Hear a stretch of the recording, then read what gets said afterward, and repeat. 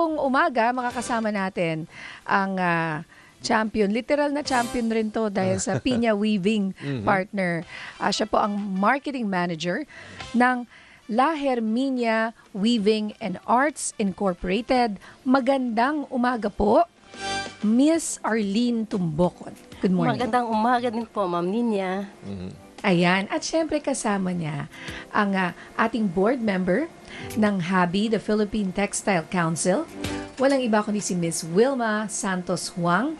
Good morning po sa inyo, Miss Wilma. Magandang umaga sa inyo, Jack at Nina. It's Welcome nice back. to be back. Yes, welcome back. Yes. Oo, kami po ay natutuwa na nandito kayo ngayong umaga para ma-educate po ang ating mga kababayan no, tungkol sa iba't ibang klase ng Philippine textile. Pero ang una ko pong tanong, Miss Wilma, siguro para sa mga hindi nakakaalam, ano po ba ang istorya sa likod ng HABI, the Philippine Textile Council? Actually, Nina, 17 years ago, 2009, itinatag ng dalawang cultural advocates, sina Miss Maribel Ongpin at Miss Adelaida Lim. Ang HABI Council, after realizing na ang Pilipinas pala ay the only ASEAN country na walang official textile council. So they wanted to champion the preservation, promotion, and also innovation of our indigenous local traditional textiles. So that was actually the main reason why it was established. Tayo yung yagit, Oo, yung wala. yung wala after the ASEAN noon. So that is the history of HABI. Kaya kailangan talaga natin yung mga katulad nila. Oo. Kasi kung hindi, walang susulong nitong ganitong industriya na minsan sabihin ng iba, boring naman yan. Pero alam nyo po, bigyan po natin ng pagkakataon at ang ganitong mga usapan dahil nakakatulong po ito sa ating mga kababayan, sa ating farms, sa ating weavers, diba? At sa ating kulturang Pilipino. Kaya yun yung gusto kong tanungin kay Miss Arlene. Ano po ba ang inyong mga isinusulong ngayon na mga klase ng Philippine textile? Kasi ang ganda-ganda po ng nasa likuran ninyo. Kita ko ngayon, napakaganda. Gusto ko na. Gusto kong kunin. Pwede ba isuot na yan? Di ba? Tela pa lang ito. Tela pa lang, yes. Ito yung, start na ba ka? Opo, yes. Ito yung nanalo ng Pinya competition, yung 2018. Third Opo. prize. Okay. Ganito design. Oo, may Pinya black siya. seda. Kita mo, iba, hindi yung the usual pinya na traditional. Hinawakan ko nga siya. Iba malambot. malambot siya. At Dahil saka, pag ito, nakita mo- in-apply namin yung sinaunang weaving, yung may butas-butas, tablero ringi. Kala ko- Bakit po ba ngayon iba na? Hindi na yung ganyang klase? Yung paraan? iba kasi more on plain na din gagamitan ng sinuksok. Pero ang sinaunang weaving natin is mayroong tablero ringi. Anong ibig sabihin nun? Yung, Kung ma-explain natin. yung tablero Opo. ringi, yung square siya na butas-butas na akala mo kinaladuhan pero sineset up sa paghahabi. Kasi Parang- suot ko ngayon pure pinya. Opo. Actually, galing to sa closet ng kuya ko.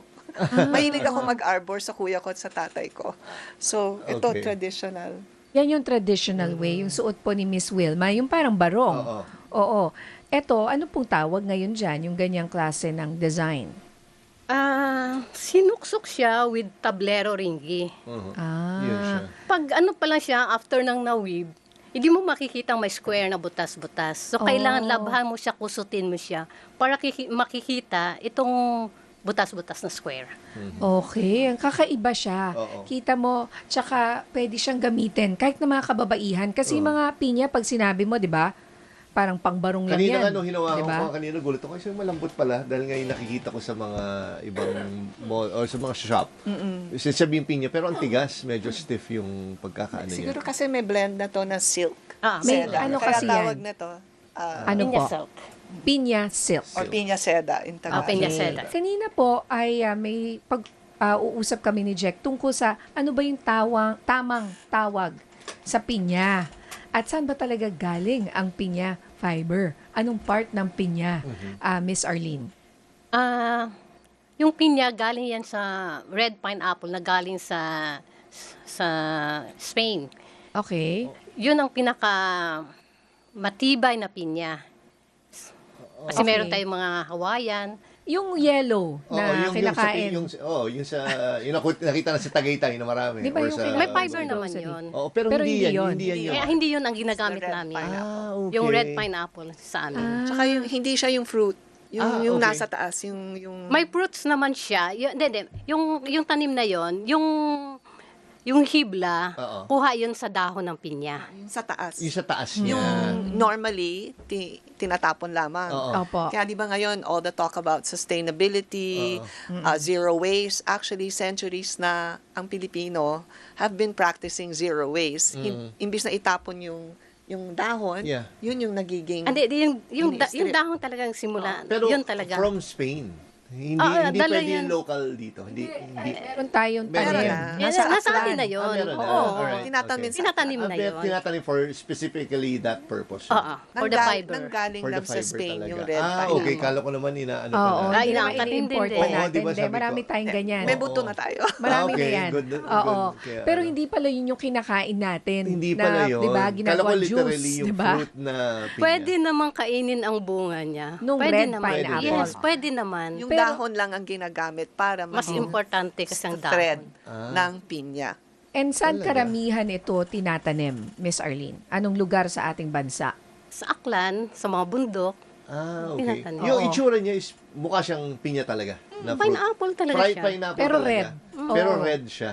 Wow, parang Pero ba't di natin mag-google ko nga gamitin? mamaya yan. Nagdala po kayo, Miss Arlene. Oh, ng dapat ano. ng egg Oh, ng ay, google pineapple, ko na lang diba? later siguro. Tingnan nyo, Parang interested ako dyan sa tingnan red nyo. na pineapple na yan. Walang masyado nakakaalam yan. Oo. na hindi ito yung pineapple na yellow na kinakain mo. Ah, Oo, na usually, di ba? Kasi iba yung fiber ba ng local na pineapple Oo, paano natin? pag Hindi yun yung kaya. ginamit?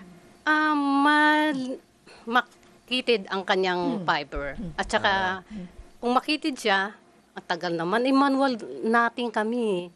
So, kailangan mahaba-haba naman.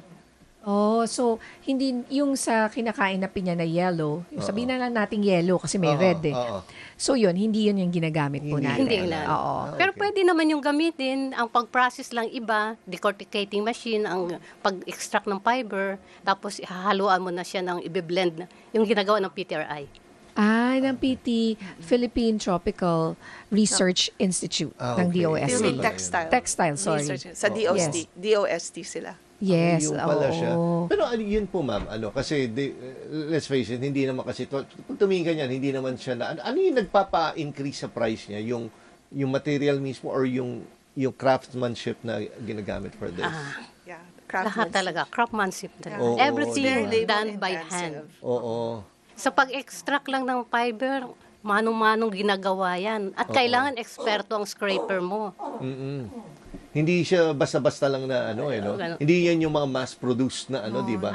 Hindi to machine. Yeah, So, oo. gawang kamay. Actually, yan nga yung theme ng aming Likhang Habi Market Fair sa October. Worth every thread. Lahat ng ating textile, worth every thread. Kasi nga, dapat malaman ng publiko na iba ang gawang kamay sa gawang machine o yung mga RTW. So, lalo na sa pinya. Oo.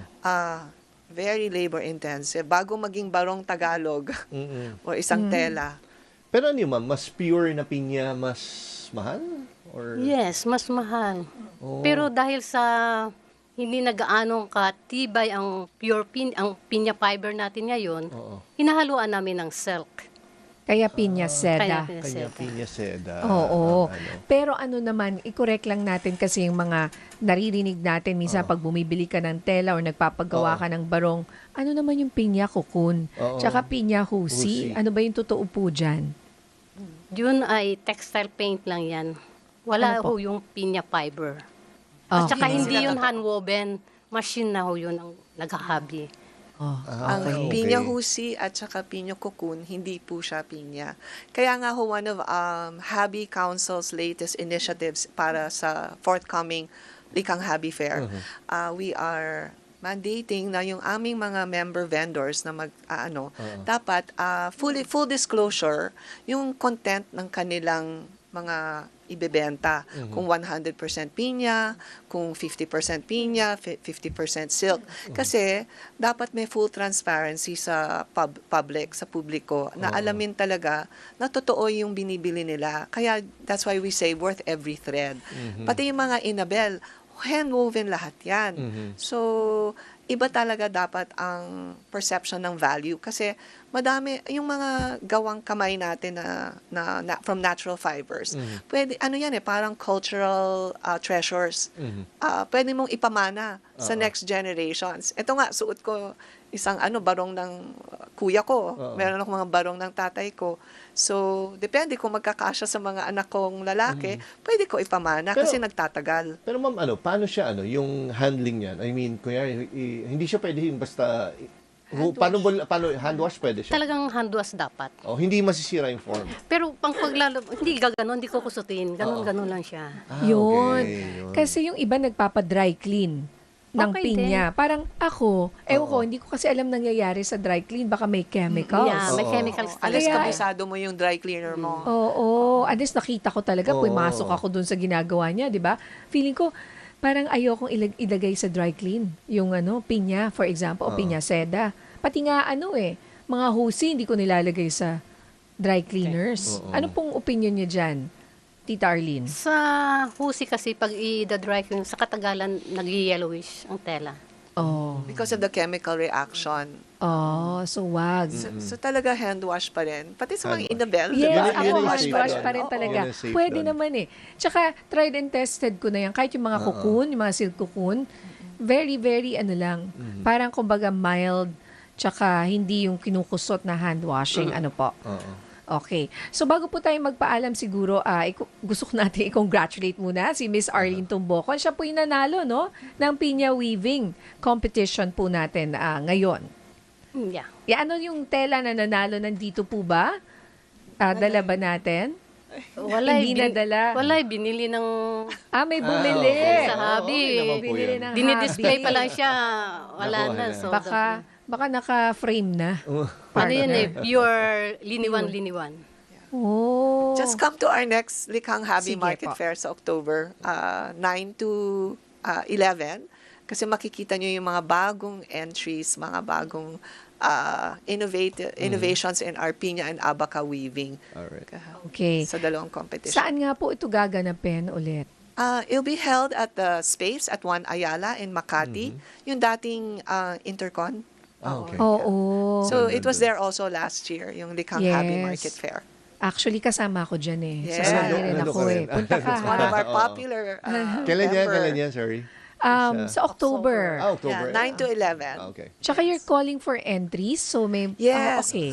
until August 15, we welcome interested parties who want to submit their creations kasi yung these two competitions, yung Lourdes Montenola Piña competition and Eloisa Hizon Gomez Abaca competition, champion excellence in the weavings of these two textiles. Ayan, naku, maraming salamat po sa inyo. Incidentally, si Miss Wilma ang head ng Museo Pambata Yeah, na dati museum. nga na-interview Nakaka-open lang, di ba? Or kaka-renovate. We're continuing renovation. So Yes. a lot of the exhibition rooms binabago namin unti-unti. Gusto ko rin ibanggit sa forthcoming Likhang Habi Fair, Museo Pambata will also have a booth kasi we will be hosting free workshops Alright. for kids weaving, puni making, and other even storytelling. So, pwede kami maging daycare, pero iwan nyo rin yung yaya Iwan ng mga natin anak nyo. yung mga... Huwag nyo namang Wag nyo naman mag-isa. iwan basta lang. Para habang Years nagsha-shopping old. ang mommy, alam nila meron natutunan din yung mga bata. Okay. Oo, Yeah, family yeah, yeah. affair ang Likhang Habi Market Fair.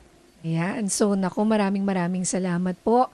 Talagang pumasok ako ngayong araw. Pasensya na po sa aking boses. Pero kasi sila po ang guest natin, kaya nandito ako to interview Thank you, Nina. our Habi the Philippine Textile Council at champions po ng ating Philippine Textile.